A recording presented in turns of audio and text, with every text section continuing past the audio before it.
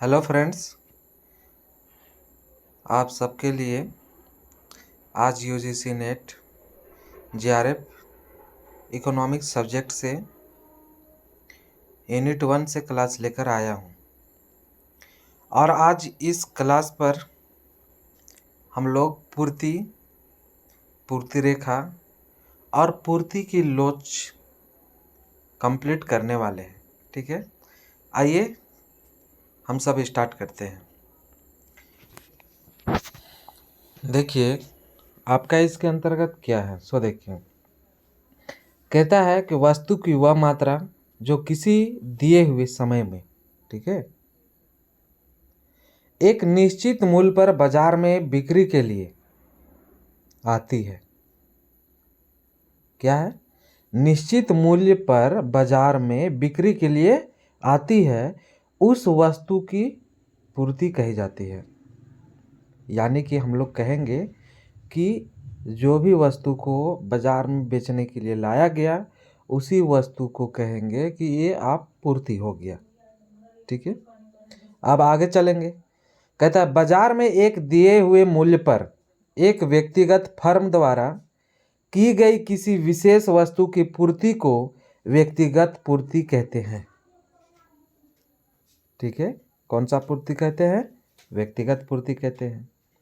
इसी तरह से अब आगे चलते हैं और देखिए, कहता है बाजार में किसी दिए हुए मूल्य पर सभी फर्मों द्वारा बिक्री के लिए उपलब्ध की गई किसी वस्तु की मात्राओं को बाजार पूर्ति कहते हैं।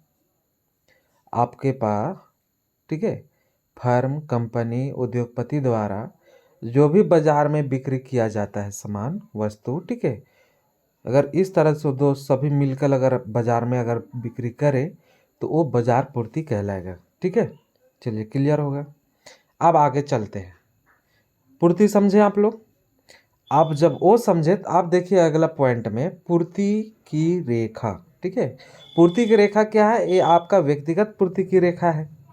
ठीक है, जो आपका एस एस है पूर्ति रेखा है और नीचे से ये ऊपर की ओर जाते हुए बता रहा है। समझ गए? बताया जा रहा है कि पी, ठीक है, पी आपका, पी पैसा में आपका, पी रुपया में आपका क्यू मात्रा के बराबर हो रहा है। P1 के आपका Q की मात्रा हो रहा है, Q1 के मात्रा के बराबर हो रहा है और P2 मूल्य के बराबर Q2 की मात्रा के बराबर हो रहा है।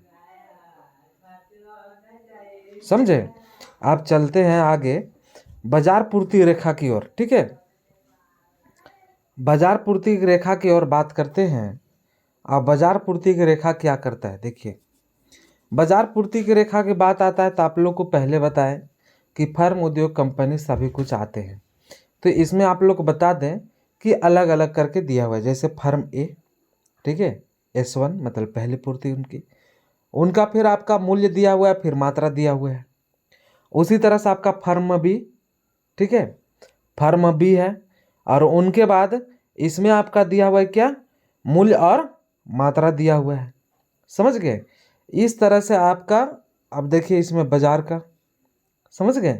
बाजार में आपका क्या है दिया हुआ कि आपका P 15 के बराबर, P1 25 के बराबर। समझ गया यार? ये दोनों आपको जो कौन बनाते हैं बिंदु, ठीक है, उसे मिलान करते हैं और वो क्या हो जाता है आपका S, जिसको पूर्ति कहते हैं। क्या है ये? बाजार पूर्ति। तो इस तरह से हम लोग को आपका पूर्ति की रेखा समाप्त होती है। पूर्ति की रेखा, व्यक्तिगत पूर्ति रेखा और बाजार पूर्ति रेखा। अब हम लोग चलते हैं आगे, ठीक है, और देखते हैं आगे में क्या है। कहता है एक चित्र से स्पष्ट है कि बाजार काल में मूल्य चाहे जो हो, पूर्ति की मात्रा OQ ही रहेगा। समझ गए? यानी इसमें वृद्धि नहीं की जा सकती, लेकिन अल्पकाल तथा दीर्घकाल में पूर्ति में परिवर्तन संभव हो जाता है, जिसे पूर्ति की रेखा ऊपर उठती हुई होगी, जैसा कि पहले दिखाया गया है। समझ गए? अब आप लोग बता दें कि आपका जो OQ मात्रा वाला जो पूर्ति रेखा है, आप देख रहे हैं S से यहाँ पर लिखा हुआ है, ठीक है, X अक्ष में आपका पूर्ति की मात्रा को बतलाया गया है और उसी तरह से Y अक्ष में आपको वस्तु का मूल्य को बतलाया गया है। और इस तरह से हम लोग का जो लंबवत रेखा है ये आपका पूर्ति रेखा है। चलिए अब आगे चलते हैं। अब पूर्ति की रेखा के बाद हम लोग देखने वाले हैं पूर्ति का नियम। पूर्ति का नियम क्या कहता है? पूर्ति का नियम यह बतलाता है कि यदि अन्य बातें समान रहे, इसमें एक शर्त है, अन्य बातें समान रहे तो किसी वस्तु का मूल्य बढ़ने पर उसकी पूर्ति बढ़ती है। मतलब सीधा संबंध है कि अगर किसी वस्तु का मूल्य बढ़ेगा तो पूर्ति बढ़ेगा तथा मूल्य घटने पर पूर्ति भी घटता है। तो ये आपका पूर्ति का नियम हुआ। ठीक है, मूल्य बढ़ने पर पूर्ति भी बढ़ेगा और मूल्य घटने पर पूर्ति भी घटेगा। अब देखिए इसका कुछ मान्यताएं हैं। मान्यताएं में क्या है कि संबंधित वस्तु के मूल्य के परिवर्तन नहीं होना चाहिए। कह रहा है संबंधित वस्तु के मूल्य के परिवर्तन नहीं होना चाहिए, है ना, मूल्य में परिवर्तन नहीं होना चाहिए। यहां पर में होगा, ठीक है, में आपका मूल्य में परिवर्तन नहीं होना चाहिए। ठीक है, दूसरी पॉइंट है मान्यता आपका उत्पादन की तकनीक में परिवर्तन नहीं होना चाहिए। क्या? उत्पादन करने के तौर तरीका में भी आपका परिवर्तन नहीं होना चाहिए। उत्पादन के साधनों के मूल्यों में परिवर्तन नहीं होना चाहिए। कौन सा? उत्पादन के साधनों के मूल्यों में भी परिवर्तन नहीं होना चाहिए। अगर उसके मूल्य में परिवर्तन होता है तो फिर आपका मूल्य कम बेसी हो सकता है, समझ गए, फिर उससे भी प्रभाव पड़ेगा। उनके बाद है कि वस्तु के मूल्य में भविष्य में परिवर्तन की आशा नहीं होना चाहिए। ठीक है, किसमें? वस्तु के मूल्य में। अगर इस तरह से रहे कि अगर आपका मूल्य वस्तु में अगर ज़्यादा होता है, बढ़ता है, तो इसके कारण से आपका पूर्ति ज़्यादा हो जाएगा। अगर फिर घटने का होगा तो पूर्ति कम हो जाएगा। समझ गए? आगे आप लोग बताते हैं 5वां पॉइंट में कि वस्तु की मांग में परिवर्तन नहीं होना चाहिए। ठीक है, क्या है कि वस्तु की मांग में भी परिवर्तन नहीं होना चाहिए। अब आप लोग को हम आगे ले चलते हैं, पूर्ति की मांग देखें, नियम देखें। ठीक है, अब हम लोग देखने वाले हैं पूर्ति की मूल्य लोच और पूर्ति की लोच, है ना, या कह सकते हैं पूर्ति की लोच। चलिए ठीक है, अब देखिए कहता क्या है, किसी वस्तु के मूल्य में परिवर्तन के फलस्वरूप जिस गति अथवा दर से उसकी पूर्ति में परिवर्तन होता है उसी पूर्ति की लोच कहते हैं। ठीक है, यानी कि जो उतार चढ़ाव होता है, समझ गए, उतार चढ़ाव होता है, गति जो है उसी को पूर्ति को लोच कहते हैं, ध्यान रहेगा। ठीक है, अब आगे आप लोग को ले चलते हैं पूर्णतः लोचदार पूर्ति।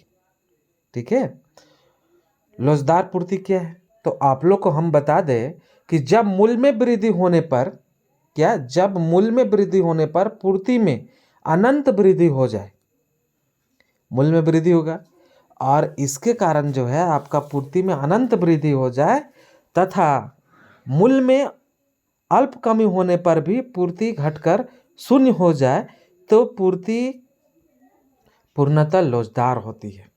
अगर थोड़ा कम हो तो पूर्ति पूरा घट गया, मतलब मूल्य अगर थोड़ा कम हो पूर्ति आपका घट के 0 हो गया। ठीक है, और आपका मूल्य ज़्यादा से ज़्यादा बढ़ जाए और पूर्ति आपका बहुत ज़्यादा हो जाए तो ऐसे स्थिति में पूर्णतः लोचदार पूर्ति कहेंगे। ठीक है, चलिए आगे देखते हैं। अब इसके लिए भी फिगर बनाया गया है, किसके लिए? पूर्णतः लोचदार का। कभी कभी एग्जाम में फिगर भी देता है, तो इसमें बता दे कि ये हम लोग अभी ऊपर में देखे थे कि x आपका लंबवत है, इसमें आपका x का समानांतर है। ध्यान इसमें ये देना है कि इसमें पड़ा हुआ रेखा है ऐसे। ठीक है, पूर्ति की रेखा। अब आगे चलते हैं, कहता है कि समलोचदार पूर्ति या पूर्ति की लोच इकाई के बराबर है। ठीक है, यानी कि हम लोग अब देखने वाले हैं कि लोच इकाई के जब बराबर होता है तो उस स्थिति में आपका फिगर कैसा बनता है। तो आपको बता दें मूल बिंदु से होकर ये निकलता है और वो जो रेखा निकलता है वो आपका एस रेखा होता है। अब इसमें बताया जा रहा है कि x अक्ष में पूर्ति की मात्रा और y अक्ष में पूर्ति की मूल्य।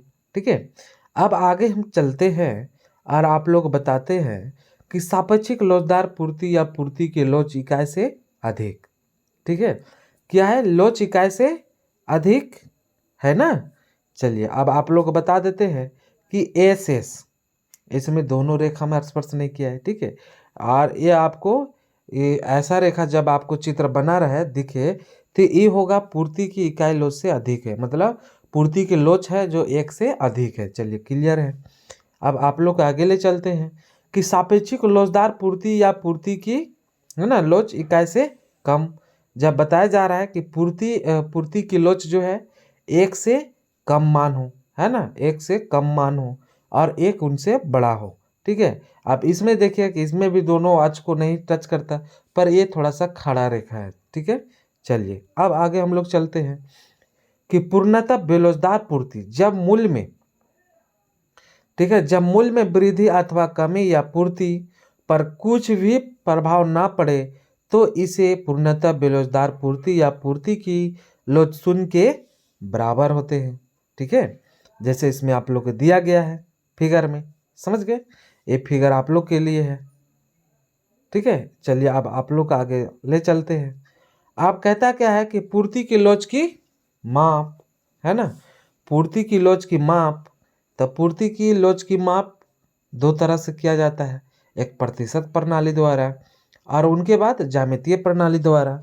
और बता दें इसमें खास बात कि पूर्ति की लोच का एक फार्मूला है ना, और पूर्ति की लोच के फार्मूला है, कहता है पूर्ति की लोच बराबर पूर्ति के प्रतिशत परिवर्तन बटा मूल्य में प्रतिशत परिवर्तन, मतलब जितने भी परिवर्तन हुआ, है ना, उसका पूर्ति में और उन मूल्य में परिवर्तन होने के कारण पूर्ति में हुआ होगा, तो जो भी परिवर्तन हुआ उसे आप यहाँ पर लिखे, ठीक है। जब लिख के बट्टा करके आप करेंगे पूर्ति में आपका प्रतिशत परिवर्तन बटा मूल्य में प्रतिशत परिवर्तन, तो ये आपका निकलेगा पूर्ति की लोच। ठीक उसी प्रकार अब आगे देखते हैं, और इसमें आपका क्या है कि प्रतिशत प्रणाली को सूत्र से स्पष्ट कर सकते हैं। आप प्रतिशत प्रणाली को देखिए कैसे कर सकते हैं, तो पूर्ति की लोच बराबर delta Q by delta P into P by Q, मात्रा क्यू से इंडिकेट किया गया है, मूल्य को पी से, और आपका डेल्टा को परिवर्तन से, तो मात्रा डेल्टा क्यू बराबर मात्रा में परिवर्तन और डेल्टा पी बराबर मूल्य में परिवर्तन, ठीक है। इस तरह से हम लोग का पूर्ति की नियम, पूर्ति की लोच, पूर्ति रेखा देख लिए, ठीक है। अब तुरंत आप लोग का नया क्लास आने वाला है नेक्स्ट दिन, ठीक है। तो ठीक है फ्रेंड, आप लोग इससे शेयर कीजिए, लाइक कीजिए, है ना, और अच्छा लगे तो कमेंट ज़रूर कीजिए। Thank you.